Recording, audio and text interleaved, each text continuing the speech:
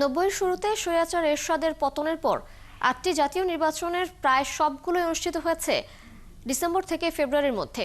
শুধু 2টি নির্বাচন হয় জুন এবং অক্টোবর মাসে।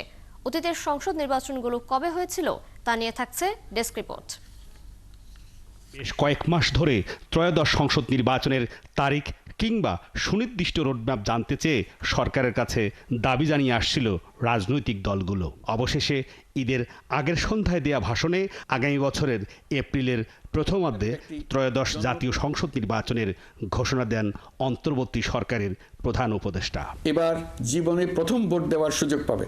অন্যতম প্রধান রাজনৈতিক দল বিএনপি সহ বেশ কয়েকটি রাজনৈতিক দল নির্বাচনের সময় এপ্রিল মাস সঠিক সময় নয় বলে সমালোচনা করেছেন।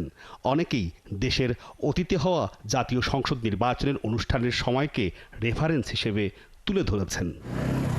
1990 সালে স্বৈরাচার এরশাদের পতনের পর প্রথমবারের মতো নির্দলীয় নিরপেক্ষ সরকারের অধীনে সাধারণ নির্বাচন অনুষ্ঠিত হয়।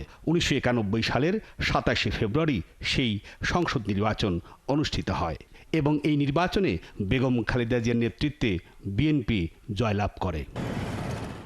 1996 সালের 15ই ফেব্রুয়ারি ষষ্ঠ জাতীয় সংসদ নির্বাচন অনুষ্ঠিত হয়, যে নির্বাচনে অধিকাংশ বিরোধী দল অংশ নেয়নি।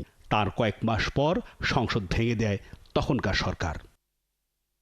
এর ফলে দেশের ইতিহাসে বর্ষাকালে অর্থাৎ জুন মাসে আরেকটি জাতীয় সংসদ নির্বাচন অনুষ্ঠিত হয়।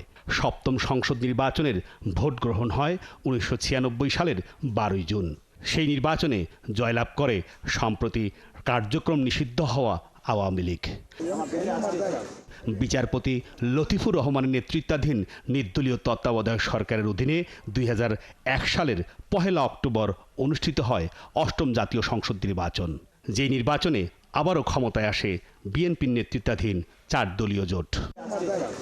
বিএনপির মেয়াদ শেষ হলে রাজনৈতিক বিশৃঙ্খলার মধ্যে ক্ষমতা গ্রহণ করে 11 মঈনুদ্দিন ফখরুদ্দিন সরকার। 1.5 বছরের অধিক সময় পর ক্ষমতায় থেকে 2008 সালের 29 ডিসেম্বর নবম জাতীয় সংসদ নির্বাচন দেয় তারা, যেই নির্বাচনে জয়লাভ করে আওয়ামী লীগ। পরবর্তীতে বিতর্কিতভাবে পঞ্চদশ সংশোধনীর মাধ্যমে নির্দলীয় তত্ত্বাবধায়ক সরকার ব্যবস্থা তুলে দেয় তৎকালীন ক্ষমতাসীন আওয়ামী লীগ। বিরোধী রাজনৈতিক দলগুলো ছাড়া একপাক্ষিকভাবে দশম সংসদ নির্বাচন অনুষ্ঠিত হয় 2014 সালের 5ই জানুয়ারি। সব দলের অংশগ্রহণে সুষ্ঠু, অবাধ এবং গ্রহণযোগ্য নির্বাচনের সংকটের শুরু বলা হয় তখন থেকেই। সরকার গঠনের জন্য প্রয়োজন 151 আসন, অথচ 2014 সালের 5 জানুয়ারির এই নির্বাচনে 153 জনকে বিনা প্রতিদ্বন্দ্বিতায় নির্বাচিত ঘোষণা করা হয়। একইভাবে তৎকালীন ক্ষমতাসীন আওয়ামী লীগের অধীনে অনুষ্ঠিত হয় একাদশ জাতীয় সংসদ নির্বাচন, যা অনুষ্ঠিত হয় 2018 সালের 30শে ডিসেম্বর।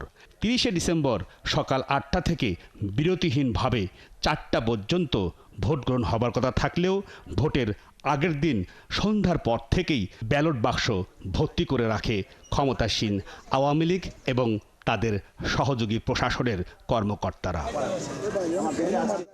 আর সবশেষ 2024 সালের 7ই জানুয়ারি ইতিহাসের অন্যতম বিতর্কিত নির্বাচন করে ক্ষমতা গ্রহণ করে আওয়ামী লীগ, যাকে ডামি আর আমি ভোটে নির্বাচন হিসেবে অভিহিত করেন বিশ্লেষকরা।